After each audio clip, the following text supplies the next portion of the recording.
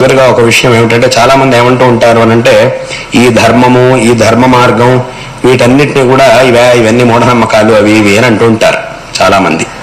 ఇక్కడ అందరికీ కూడా ఒక విషయం చెప్పాలనుకుంటున్నాం. ఏమిటి అనంటే, ఈ ధర్మం మనకి చూపించినటువంటి ఆచరణలని వీటన్నిటినీ కూడా కొంతమంది ఏమంటూ ఉంటారు అంటే, ఇవన్నీ మూఢనమ్మకాలు అంటూ ఉంటారు. ఒకసారి ఎవరో నన్ను అడిగారు, ఇలా ఇవన్నీ మూఢనమ్మకాలు ఏమిటివి, ఇలా చేయాలి అలా చేయాలి, ఈ ఆచరణలు ఏమిటి, ఈ సంస్కారాలు ఏమిటి, ఇవేమిటి, ఇవన్నీ మూఢనమ్మకాలు అంటుంటారు. అప్పుడు నేను వాళ్ళని అడిగాను, నువ్వు మూఢనమ్మకాలు అంటున్నావు, అసలు ఈ మూఢనమ్మకాలు అనే మాట నీకు ఎక్కడి నుంచి వచ్చిందో చెప్పు ముందు. మూఢనమ్మకాలు అని నువ్వు అంటున్నావు సరే, అసలు ఈ మూఢనమ్మకాలు అనే మాట నీకు ఎక్కడ దొరికింది? నువ్వు తయారు చేసావా ఈ మాటని? చేయలేదు. ఎక్కడి నుంచి వచ్చింది అని అంటే, ఈ మూఢనమ్మకాలు అనేటటువంటి మాటకి మూలం ఏమిటి అని అంటే, సంస్కృతంలో ఒక పదం ఉంది, అంధశ్రద్ధ, అంధవిశ్వాసము అని కొన్ని పదాలు ఉన్నాయి. ఆ పదం యొక్క అర్థాన్నే మనం తెలుగులో మాట్లాడేటప్పుడు మూఢనమ్మకం అని అంటాం. అక్కడ కూడా మూఢ అనే పదం మళ్ళీ సంస్కృతందే, నమ్మకం అనేది తెలుగు పదం. ఏ అర్థాన్నైతే సంస్కృతంలో అంధవిశ్వాసము అనేటటువంటి పదంతో మనం చెప్తామో, అంధవిశ్వాసం అథవా అంధశ్రద్ధ అనే మాటలతో ఏ అర్థాన్నైతే మనం చెబుతామో, ఆ అర్థాన్నే తెలుగులో చెప్పేటప్పుడు మూఢనమ్మకం అని అంటున్నాం. అంటే అక్కడికి ఏమైంది, అక్కడ కూడా ఒక సంస్కృత పదాన్ని ఒక తెలుగు పదాన్ని రెండింటినీ కలుపుకొని మనం ఆ పదాన్ని ప్రయోగిస్తున్నాం. అంటే అక్కడికి ఏమైంది, ఈ పదాన్ని నీకు ఇచ్చిందే మేము, మా శాస్త్రమే నీకు ఈ పదాన్ని ఇచ్చింది. మా శాస్త్రములు నీకు ఈ పదాన్ని ఇచ్చాయి కాబట్టే నువ్వు ఈ పదాన్ని వాళ్ళ రోజున ఉపయోగించగలుగుతున్నావు. మా శాస్త్రమే కనుక ఈ పదాన్ని ఇవ్వకపోతే నువ్వు ఎలా ఉపయోగిస్తావు? అంటే అక్కడికి ఏమైంది అంటే, మా శాస్త్రముల ప్రకారం కూడా మూఢనమ్మకాలు ఉన్నాయి. అంటే ఏమిటి, అంధశ్రద్ధ, అంధవిశ్వాసము అనేటటువంటి పదాన్ని శాస్త్రంలో నిష్పత్తి వ్యాకరణ శాస్త్రం ఈ పదాన్ని నిష్పత్తి చేసింది అంటేనే దానికి ఒక అర్థం ఉండాల్సిందేగా. అర్థం లేకుండా పదాన్ని ఎందుకు నిష్పత్తి చేస్తుంది శాస్త్రం? కాబట్టి ఈ పదాలను శాస్త్రం తయారు చేసిందంటేనే ఈ పదాలకు ఒక అర్థం ఉంది, కానీ నువ్వు చెప్పే అర్థం కాదు. ఈ పదాలకి ఏమిటి అర్థం అనే దాన్ని ఎవరు చెప్పాలి? ఎవరు సృష్టించారో వాళ్ళు చెప్పాలి. ఈ పదాలని ఎవరు సృష్టించారో వాళ్ళు ఈ పదాలకు అర్థం చెప్పాలి తప్ప నువ్వు చెప్పే అర్థాలు కావు. నువ్వు మా దగ్గర నుంచి ఈ పదాలను తీసుకొని నీ ఇష్టం వచ్చిన అర్థంలో ప్రయోగిస్తున్నావు. కాబట్టి ఈ పదాలకి మా శాస్త్రం ప్రకారం ఒక అర్థం ఉంది. ఏమిటి అర్థం అని అంటే, ఏదైనా ఒక ఆచరణ గురించి మనకెవరు చెప్పాలి? ఒక ప్రమాణం చెప్పాలి.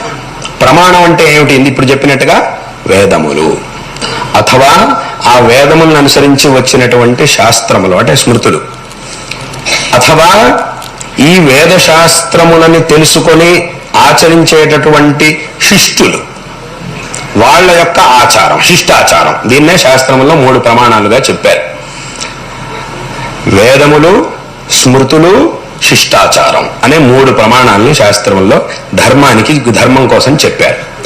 ఈ 3 ప్రమాణముల ద్వారా ఏ ఆచరణ అయితే మనకి లభిస్తుందో అది మాత్రమే ప్రామాణికమైనటువంటిది. ఏ ఆచరణకి వేదములోనూ ప్రమాణం లేదు, శాస్త్రముల్లోనూ ప్రమాణం లేదు, శిష్టాచారంలోనూ ప్రమాణం లేదు అనంటే, అటువంటి ఆచరణ ఏదైతే ఉంటుందో దాన్ని మూఢనమ్మకం అని అంటాం. వాస్తవంగా మన శాస్త్రముల ప్రకారం మూఢనమ్మకం అనే మాటకు అర్థం ఇది. ఏ ఆచరణ చేసినా కూడా అది వేదముల్లో ఉండాలి. అద్విదాం స్మృతిశీలే. ఎవరైతే వేదజ్ఞులై ఉన్నారో, ఋషులు వాళ్ళందరూ కూడా ఎంతో అఖండమైనటువంటి తపస్సును చేసి ఈశ్వరానుగ్రహానికి పాత్రులై ఏ వేదములని ఈశ్వరానుగ్రహంతో పొంది మనకు ఉపదేశించారో, ఎవరు ఉపదేశించినటువంటి పరంపర ద్వారా ఇవాల్టి రోజున మనం ఈ వేదముల్ని పొందుతూ ఉన్నామో అటువంటి ఋషులు బోధించినటువంటి స్మృతులు. అలాగే శీలం అంటే వారి యొక్క ఆచారం, దాన్నే శిష్టాచారం అని అంటున్నారు. కాబట్టి వేదములు, స్మృతులు, శిష్టాచారం ఈ 3 గనక, ఈ 3ట్లో ఏదో ఒకటి ఉంటేనే, ప్రమాణంగా ఉంటేనే దాన్ని మనం ఆచరించాలి. ఈ 3 ప్రమాణాలు లేనటువంటి ఆచారాలు ఏవైతే ఉన్నాయో వాట్లని మూఢనమ్మకం. ఈ 3 ప్రమాణాలు లేనటువంటి ఆచారాలు ఏవైతే ఉన్నాయో వాట్లని మూఢనమ్మకాలు అని అంటారు. కాబట్టి మన శాస్త్రముల యొక్క ఉద్దేశంలో మూఢనమ్మకం అంటే అంధశ్రద్ధ, అంధవిశ్వాసం అనే మాటకు అర్థం ఇది. దాన్నే వేరే భాషలో మూఢనమ్మకం అనే పదంతో మనం వ్యవహరిస్తూ ఉన్నాం. కాబట్టి అక్కడికి ఏమైందంటే శాస్త్రముల దృష్టిలో కూడా మూఢనమ్మకాలు ఉన్నాయి.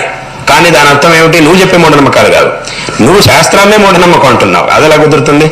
శాస్త్రం నుంచి ఈ పదాన్ని తీసుకొని, ఏ శాస్త్రం అయితే నీకు ధర్మాన్ని ఉపదేశిస్తుందో ఆ శాస్త్రం నుంచే ఆ పదాన్ని తీసుకొని దాన్ని మళ్ళీ దాని మీదే ప్రయోగిస్తాను అన్నట్టుగా అని అంటున్నావు. కానీ అది తప్పు. కాబట్టి ఈ పదానికి అర్థం ఎవరు చెప్పాలి అని అంటే, ఎవరైతే ఈ పదాన్ని తయారు చేశారో వాళ్ళు ఈ పదానికి అర్థం చెప్పాలి. వాళ్ళు చెప్పే అర్థం ఇది. కాబట్టి ఈ పదం యొక్క అసలైన అర్థం ఇది.